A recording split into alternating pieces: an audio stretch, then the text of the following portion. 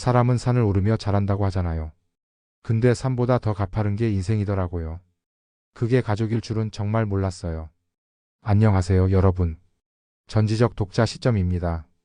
구독 알림 설정은 언제나 무료입니다. 사연이 마음에 닿았다면 조용한 댓글 응원도 부탁드릴게요. 그럼 오늘의 이야기 시작합니다. 아들이랑 처음 같이 산에 오르던 날, 그날 기억이 아직도 생생해요. 허벅지 터질 듯한 경사에 숨이 턱까지 차오르고 중간에 포기하고 싶은 마음이 몇 번이고 고개를 들었는데 끝내 정상에 올랐을 때 그 감동은 뭐라고 말로 못하겠더라고요. 그래요. 그렇게 힘든 걸 버텨냈을 때야 비로소 내가 해냈구나 싶고 나란 사람이 조금은 단단해진 것 같은 기분이 들어요. 그런데 말이죠. 저는 진짜 산을 오르기 전에 가파른 결혼 생활이라는 산부터 올라야 했습니다. 처음엔 그게 이토록 험난할 줄 정말 몰랐어요. 아무도 그건 미리 안 알려주더라고요. 저는 이제 40을 넘긴 아들과 단둘이 살고 있는 남자예요. 지금 제 아들은 중학생이지만 처음 이 이야기를 시작할 땐 한참 어릴 적이었죠. 요즘엔 저보다 키도 훌쩍 커졌고요. 말도 생각도 어른스러워져서 이젠 저한테 잔소리까지 해요. 아빠 콜레스테롤 조심하라니까 또 라면 먹었어? 이러고요. 농담처럼 주고받는 그 말 안에 저는 매일같이 위로를 받아요. 내가 그래도 잘 키우고 있구나. 혼자여도 괜찮았구나. 근데 사실 여기까지 오는 길이 참 쉽지 않았습니다. 아니 힘든 정도가 아니라 차라리 산 하나 통째로 끌고 다닌 기분이었어요. 저는 진짜로 믿었던 사람에게 배신을 당했고 그 배신은 저만 아픈 게 아니라 우리 아들까지도 깊은 상처를 남겼죠. 등산이라는 취미도 사실 그런 아픔을 달래기 위해 시작했던 거예요. 처음엔 운동 삼아 건강 챙기려고 가볍게 시작했는데요. 그 높은 산을 한 걸음 한 걸음 오르다 보면 신기하게도 마음속 응어리가 조금씩 녹아내리더라고요. 땀으로 씻겨 내려가는 것처럼. 그때 처음 느꼈어요. 산은 그냥 풍경 좋은 데가 아니라 제 마음을 회복해주는 공간이라는 걸요. 그런데 어느 날 그 산에서 정말 상상도 못했던 사람을 마주쳤어요. 제 삶을 완전히 바꿔놓은 그 사람. 도망친 줄 알았던, 아니 사라졌다고 믿고 싶었던 그 사람이 제 눈앞에서 웃고 있더라고요. 그것도 아주 태연하게. 마치 아무 일도 없었다는 듯이요. 그리고 그 순간 제 옆에 있던 아들은 굳은 얼굴로 그 장면을 보고 있었습니다. 그의 눈동자에 담긴 충격과 혼란, 분노와 슬픔. 전 아직도 잊을 수 없어요. 그날 이후로 저는 또 한 번의 험한 산을 오르기 시작했습니다. 진짜 정상은 거기서부터였던 것 같아요. 사랑해서 결혼했고 믿어서 가정을 꾸렸던 사람. 그 사람에게서 도망치고 싶었던 기억을 다시 마주한 순간부터 저는 진짜 저와 아들의 인생을 위해 싸워야 했죠. 하지만 지금 그 모든 시간을 돌아보면 그 힘든 날들이 오히려 우리 부자를 더 단단하게 만들어준 것 같아요. 아들이 저보다 먼저 어른이 돼버린 것 같아 마음이 아플 때도 많았지만요. 아이는 그렇게 혼자 자란 게 아니라 함께 아팠고 함께 이겨냈다는 걸 이제야 알겠더라고요. 지금부터 제가 들려드릴 이야기는 단순한 가정의 파탄이나 배신의 기록이 아닙니다. 이건 버티는 법을 배워간 한 남자의 이야기이고 엄마 없이 자란 아들이 그 빈자리를 아빠 하나로 어떻게 채워갔는지에 대한 이야기입니다. 누구도 완벽한 부모는 없고 누구도 흔들리지 않는 가정은 없지만 그 안에서도 누군가는 끝까지 사랑하려고 애쓰고 또 누군가는 그 사랑을 배우며 자라나는 거예요. 혹시 지금 이 방송을 듣고 있는 분들 중에 마음속 깊은 곳에 말 못할 상처를 안고 있는 분이 있다면 혼자가 아니라는 말씀을 꼭 드리고 싶어요.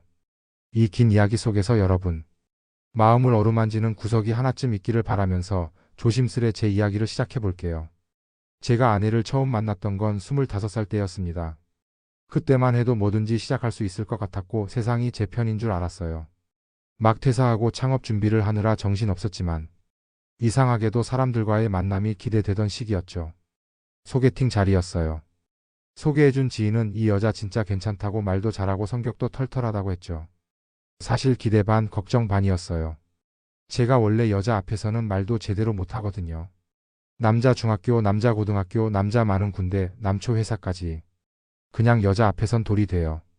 근데요, 그날 만난 그 사람은 진짜 달랐어요. 앉자마자 밝게 웃더라고요. 어머, 저보다 더 긴장하신 거 아니에요? 이 한마디에 웃음이 빵 터졌고 긴장감이 살짝 풀리긴 했지만 여전히 말은 안 나오더라고요. 그러니까 아내가 그걸 눈치챘나 봐요. 갑자기 이러는 겁니다. 남수 씨, 술 좀 하세요. 그러고는 밥 먹다 말고 절 끌고 술집으로 갔어요. 폭탄주를 말아주던 손놀림이 얼마나 능숙하던지 그 장면이 아직도 눈에 서네요. 그날 제 마음속에 조용히 아내가 들어왔습니다. 말 잘하고 털털하고 뭔가 저와는 다른 세계에서 온 사람 같았죠. 그러면서도 저를 긴장시키지 않고 편안하게 해주는 사람이었어요. 연애는 빠르게 깊어졌어요. 저는 그 사람을 만난 지 반년 만에 준비하던 사업을 접고 취직을 했습니다. 사업 자금으로 모은 돈은 결혼 준비에 썼고요. 가족이 먼저라는 생각이 들었거든요. 이 사람이라면 함께 살아도 행복할 것 같았고 내 꿈보다도 더 소중한 사람이란 생각이 들었어요. 결혼 후 저희는 정말 열심히 살았습니다. 아이는 결혼 1년 뒤에 태어났고 저 닮은 눈을 가진 아들이었어요. 아내는 아이를 안고 웃으며 말했죠. 얘는 눈은 당신인데 입은 나 닮았네. 그때만 해도 우리 셋이서 이렇게 오래도록 함께 할 줄 알았어요. 사소한 다툼은 있었지만 대부분은 웃으면서 넘어갔어요. 고된 하루 끝에 아내가 해주는 밥 한 숟갈, 아이가 품에 안겨 자는 밤. 그게 저한테는 세상의 전부였고 전부여야만 했죠. 그런데 이상한 기운이 느껴진 건 아이가 7살쯤 됐을 때였어요. 주말에 처가에 간다던 아내가 식당이 없다는 걸 저는 아내 동생한테 들었습니다. 분명 감자탕집 도와준다더니 본인은 펜션에 친구들이랑 있었다고 하더라고요. 그 자리에서 아내에게 전화를 했죠. 안 받더군요. 문자로 나 감자탕집 들렀다고 남겼는데 다음 날 점심이 다 돼서야 집에 들어왔습니다. 왜 거짓말했어? 제 물음에 아내는 미안하다고 했습니다. 당신 혼자 애보라고 하면 미안하잖아. 그냥 핑계 댄 거야. 펜션 사진도 보여주고 모임에 있던 친구들 전화번호도 내밀더군요. 저는 말했죠. 거짓말은 그게 선이든 뭐든 간에 들켰을 때 더 상처야. 그때까지만 해도 전 아내를 믿고 싶었습니다. 그저 마음이 불편해서 순간적인 거짓말을 한 거라고. 설마 나랑 애를 두고 다른 남자랑 만난 건 아니겠지. 그땐 진짜 믿었어요. 그 믿음이 얼마나 아프게 부서질 줄도 모르고요. 어느 날 밤늦게 음식물 쓰레기를 버리러 내려갔다가 그 장면을 봤습니다. 검은색 차에서 내리는 아내, 그리고 제 눈을 마주친 순간 굳어버린 얼굴. 그 표정이 아직도 생생해요. 진짜로 죄 지은 사람의 얼굴이었어요. 바로 묻지 않았습니다. 그 자리에서 몰아붙였다면 아내는 더 치밀하게 숨겼을 테니까요. 그래서 그냥 말했죠. 회식 자리에서 동료가 데려다 줬나 봐. 아내는 얼어붙은 목소리로 그렇지 하고 대답했어요. 그날 이후로 저는 결심했어요. 확실한 증거 없이는 절대 말하지 않겠다. 그때부터 아내의 뒷조사를 시작했습니다. 흥신소까지 찾아가면서요. 마음이 쓰려도 속이 뒤집혀도 이게 현실이니까요. 그리고 어느 날 더 이상 모른 척할 수 없는 일이 벌어졌습니다. 회사에서 일하고 있는데 전화가 울렸어요. 아들이 다니는 방과 후 수업 선생님이었습니다. 아버님, 오늘 어머님이 아이를 데리러 오셔야 했는데 연락이 안 되네요. 그래서 대신 연락드렸어요. 그 순간 심장이 쿵 내려앉았어요. 뭐지? 분명 아내는 오늘도 평소처럼 회사에 출근했는데 이상하다 싶어서 선생님께 아내 직장 번호를 알려드렸더니 곧 이런 말이 돌아왔습니다. 그 번호로 전화해보니 열흘 전에 퇴사하셨다고 하네요. 그 순간 모든 퍼즐이 맞춰지기 시작했어요. 갑작스러운 회식, 늘어나는 외박, 낮은 눈빛, 그리고 끊기는 연락. 도망친 거구나. 아들은 학교에서 제가 데리고 왔고 집에 돌아와도 아내는 없었습니다. 저녁 8시, 9시, 10시. 휴대폰은 꺼져 있었고 문자는 읽히지 않았어요. 그리고 다음날 새벽 딸랑 문자 한 통이 도착했죠. 민호 아빠 미안해. 얼굴 보면 말 못할 것 같아서 문자로 남겨. 우리 이제 끝내자. 나 이혼하고 싶어. 내 인생 더는 당신하고 같이 못 살아. 나 다른 사람 만났어. 그 사람하고 새 출발하고 싶어. 문자를 읽고도 한동안 멍하게 화면만 쳐다봤어요. 도대체 이게 무슨 말인가 싶었어요. 어떻게 이럴 수 있지? 아들은 아직 몰랐어요. 엄마가 안 돌아온 건 처음이었지만 설마 우리를 버리고 간 줄은 상상도 못했죠. 아빠, 엄마는 언제 와? 일 때문에 늦는 거래. 곧 올 거야. 그렇게 하루 이틀은 거짓말을 했어요. 하지만 점점 아들도 눈치를 챘죠. 저녁마다 아들의 눈가가 촉촉해졌고 결국 그 작은 입에서 이런 말이 튀어나왔습니다. 아빠, 엄마 나 버린 거야? 그 말에 제 눈물이 터졌습니다. 참으려고 했는데 안 되더라고요. 애가 우는데 저는 위로해 줄 말이 없었어요. 아니야. 민호야, 내가 뭘 잘못한 게 아니야. 엄마가 그냥 자기 마음대로 그런 거야. 이혼 소장이 날아왔습니다. 게다가 아내는 양육권도 포기하겠다고 했어요. 명백했어요. 저와 아들을 동시에 떠난 겁니다. 그때부터 진짜 전쟁이었어요. 혼자서 일하고 아들 키우고 집안일하고. 밥 먹이고 씻기고 재우고 다 하고 나면 새벽 2시, 3시. 잠들 새도 없이 새벽이 밝았고 회사에선 멍한 정신으로 하루를 겨우 버텼죠. 아들은 더 힘들었을 겁니다. 아직 어린 그 애한테 엄마라는 존재는 말이 필요 없는 전부였으니까요. 자고 일어나면 엄마가 돌아와 있을까 기대하던 눈빛. 밤마다 베개를 적시는 울음소리. 그 모든 게 저한테는 미안함으로 박혔습니다. 아빠 엄마한테 잘못한 거 있어? 아니야. 아빠는 엄마한테 뭐 잘못한 거 없어. 엄마 마음이. 그냥 자기 마음이 그런 거야. 그럼 나한텐 왜 안 온 거야? 나 잘못한 거 없어. 그 대답을 해줄 수 없었어요. 왜냐면 이유가 없었으니까요. 엄마가 떠난 이유는 그냥 이기적인 선택이었으니까요. 그렇게 몇 달을 버티고 버티다 저는 병원 신세를 지게 됐습니다. 과로였어요. 응급실 천장을 보며 아무 생각도 들지 않았어요. 그저 이대로 끝나버리면 차라리 편할까 그런 생각만 맴돌았죠. 제 보호자로 병원에 와 있었던 건 누나였어요. 야, 너 죽을 일 있어? 애 하나 제대로 키우겠다고 사람 하나를 갈아 넣냐? 그 잔소리가 이상하게 따뜻했어요. 그래서 누나한테 말했어요. 민호 평일에 누나네 좀 맡길 수 있을까? 누나는 말없이 제 손을 잡더니 말했어요. 그래. 이제 혼자 버티지 마. 그날 이후 아들은 누나 집에서 평일을 보내고 저는 일에 집중할 수 있게 됐어요. 처음엔 아들도 거부했어요. 아빠도 나 버리는 거야? 그 말에 가슴이 찢어졌지만 아들에게 설명했죠. 아빠가 너 버리는 거 아니야. 아빠는 늘 내 옆에 있어. 단지 내가 혼자 외롭지 않게 잠깐 고모네 집에 있는 거야. 처음엔 힘들어했지만 누나네 집에서 점점 적응해 갔어요. 사촌 형이랑 탱크 조립하고 고모부랑 텔레비전 보면서 웃고. 언젠가부터는 아빠 오늘은 그냥 고문에서 자고 갈래요. 그 말을 듣고 저는 알았어요. 아, 우리 애도 이겨내고 있구나. 그 남자를 카페에서 마주했을 때 처음 든 생각은 이 사람도 피해자구나였어요. 표정이 말해주더라고요. 밤새 한숨도 못 잤다는 얼굴. 제가 앉자마자 조심스레 묻더군요. 그날 산에서 있었던 이야기. 전부 사실인가요? 저는 조용히 고개를 끄덕였어요. 그리고 꺼내뒀던 이혼소송 판결문 폭사본을 내밀었죠. 여기 이게 다 그 사람이 한 짓에 대한 기록입니다. 그 남자는 그 서류를 오래도록 들여다보더니 한숨을 쉬며 말했어요. 믿기지 않네요. 저는 주선이가 남편하고 아들 교통사고로 잃었다고 들었어요. 그 얘기를 들었을 때 참 많이 울더라고요. 그게 저였던 겁니다. 그 사람도 상처 입은 사람이었어요. 자기도 젊은 나이에 배우자를 잃고 꽤 오랫동안 외롭게 살았다고 했어요. 그러다 전 아내를 만나서 마음을 열게 됐다고요. 그런데 그 믿음이 모두 거짓 위에 세워졌다는 걸 알고 무너졌다고 말했어요. 그쪽 아드님, 민호 군이죠. 정말 잘 자란 것 같아요. 산에서 봤을 때 그 아이 눈빛, 진짜 어른이더군요. 그 나이에 그런 눈빛 쉽지 않잖아요. 그 말에 울컥했어요. 그래요, 저는 아들 때문에 참았고 견뎠고 여기까지 왔어요. 전 아내한테 복수하려는 마음도 있었지만 그보다 더 컸던 건 우리 아들은 이 상처를 안고 살지 않았으면 하는 바람이었어요. 그 사람은 조용히 말을 이었어요. 사실 저희는 석 달 뒤 결혼 예정이었어요. 양가 부모님도 뵌 상태였고 제 부모님도 주선이를 참 좋아하셨어요. 근데 이거 다 알고 나니 저는 모르겠습니다. 그 사람이랑 앞으로 뭘 더 할 수 있을지. 제가 조용히 말했습니다. 선택은 당신 몫이에요. 하지만 제가 바라는 건 하나입니다. 민호 같은 아이가 또 생기지 않았으면 합니다.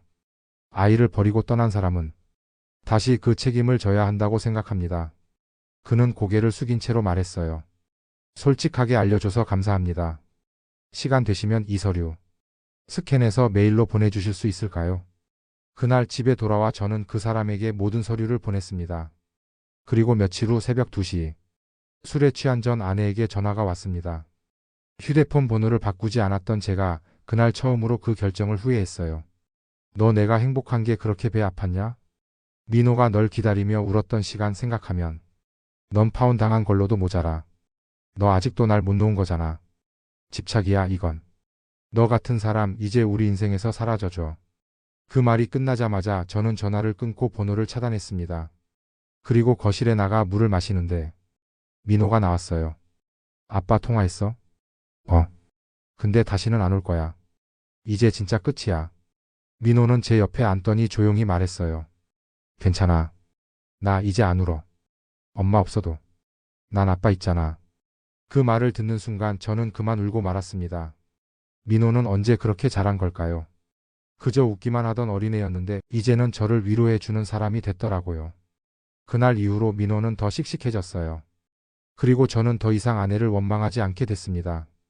그저 그 사람이 언젠가 본인이 뿌린 것의 대가를 스스로 마주하길 바랄 뿐이었죠. 민호는 이제 제 키를 훌쩍 넘겼고 저희 둘은 주말마다 산에 올라요. 그 아이가 손수 싸준 도시락을 먹으며 이야기합니다. 아빠 예전에는 왜 그렇게 산에 가자고 했는지 이제 알겠어요. 왜? 힘든 거 오르다 보면 꼭대기에선 그냥 웃게 되잖아요. 진짜 힘든 일은 올라가는 중이지 올라가고 나면 웃을 수 있더라. 그 말에 저는 아무 말도 하지 못했습니다. 민호는 그렇게 자라 있었고 저는 그 옆에 서서 그 성장을 지켜본 거였죠. 그날 이후로 민호와 저는 조금 더 단단해졌습니다. 눈물의 시간은 많았지만 이젠 그 눈물도 우리가 살아온 이야기의 일부가 된 것 같아요. 민호는 중학생이 되고 나서부터 스스로 밥을 짓고 혼자 학교 다니고 친구들이랑 어울리는 게 익숙해졌습니다. 저는 여전히 일 끝나고 집에 돌아오면 제일 먼저 하는 게 현관문 열고 말하는 거예요. 민호야, 아빠 왔다. 그러면 민호는 부엌에서 고개만 쓱 내밀며 말해요. 아, 어서 오세요. 오늘도 회의 길었어요. 어느 날은 그러더라고요. 아빠, 나 고모랑 형이랑 얘기했는데 고등학교 졸업하고는 장학금 받는 대학으로 갈 거예요. 아빠한테 부담 안 주고 싶어요. 그 말 듣고 저는 그냥 아무 말 없이 민호 머리를 쓰다듬어 줬어요. 어떤 말보다 더 묵직하게 제 가슴에 박히더라고요. 이따금 아내 생각이 날 때도 있어요. 그 사람이 어떻게 살고 있는지는 모릅니다. 그리고 궁금하지도 않아요. 그 사람이 어떤 벌을 받았는지 어떤 대가를 치렀는지도 이제는 관심 없어요. 왜냐면 저는 그 사람이 빠져나간 자리에 더 소중한 걸 다시 채워 넣었으니까요. 그건 바로 민호였고 우리 둘이 함께 만들어가는 이 일상이었어요. 하루는 산에 오르던 중에 민호가 그랬어요. 아빠는 진짜 멋진 아빠야. 그래? 왜? 아빠가 엄마처럼 떠날 수도 있었는데 나 지켜줬잖아. 나 그거 알아. 아빠가 혼자 얼마나 힘들었는지. 그 말 듣고 저는 처음으로 민호 앞에서 제대로 울었어요. 숨기지 않고 참지 않고. 그동안 너무 오래 울음을 참았거든요. 민호 앞에서 울면 안 될 것 같아서. 그날 민호가 제 어깨를 감싸 안아줬습니다. 그리고 말했죠. 괜찮아. 아빠 이제는 울어도 돼. 나 다 컸으니까 이제 내가 아빠 지켜줄게. 그 순간 깨달았어요. 이 아이가 나를 지켜주겠다고 할 만큼 컸다는 것, 그리고 나는 이 아이에게 더 이상 상처 준 사람을 원망하지 않아도 된다는 걸. 인생은 진짜 산 같아요. 오를 땐 힘들고 숨이 차고 포기하고 싶기도 하지만 정상에 올랐을 때 보이는 그 풍경이 다 이유였다는 걸 알려주죠. 민호와 저는 매달 한 번은 꼭 산에 올라요. 여전히 힘들고 숨차지만 이젠 서로를 밀어주고 당겨주고 웃어주면서 올라갑니다. 민호는 종종 이렇게 말해요. 아빠, 난 우리 둘만의 산이 좋아. 다른 사람 없어도 우리 둘이면 충분한 것 같아. 저도 그래요. 민호가 제 인생 최고의 등산 동반자입니다. 이제는 매일이 평범하고 특별한 하루예요. 평일엔 각자 일하고 공부하고 주말엔 아빠와 아들이란 이름으로 함께 웃는 삶. 더는 누가 우리를 불쌍하다고 하지 않았으면 해요. 우린 결핍으로부터 도망친 게 아니라 그 결핍을 껴안고 살아가는 법을 배운 사람들이니까요. 마지막으로 이 이야기를 듣고 있는 여러분께 전하고 싶습니다. 혹시라도 지금 어딘가에서 비슷한 아픔을 겪고 있다면 꼭 기억해 주세요. 누군가가 등을 돌린다고 해서 당신 인생 전체가 무너지는 건 아니라고요. 세상은 계속 돌아가고 당신 옆에는 반드시 손 내밀어 줄 사람이 있다고요. 저는 그렇게 믿어요. 그리고 그 믿음으로 여기까지 왔습니다. 민호가 지금 제 옆에 있고 저는 민호의 어깨에 기대는 날도 있을 거예요. 그러니 너무 일찍 포기하지 마세요. 당신의 정상은 지금보다 조금만 더 올라가면 분명히 거기 있습니다. 당신의 이야기도 언제든지 들려주세요. 댓글로 남겨주시면 같은 시간을 지나고 있는 누군가에게 큰 위로가 될 수 있을지도 모릅니다.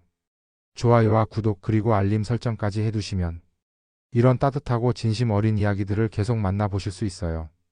다음 이야기에서도 당신의 마음을 울릴 수 있는 이야기로 찾아올게요. 함께 해주셔서 고맙습니다.